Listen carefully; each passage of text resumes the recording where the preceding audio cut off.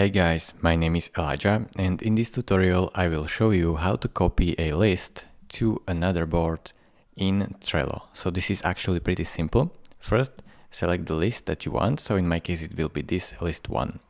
Now click on these 3 dots which says list actions, and it will pop up this menu. Now you have to select move list from the menu, and then select the board where you want the list to be moved. So in my case it is board 3, and you can choose also the position where you want to move it. So let's say second position, so it will appear as second list, and then click move. Now this list is successfully copied to another board.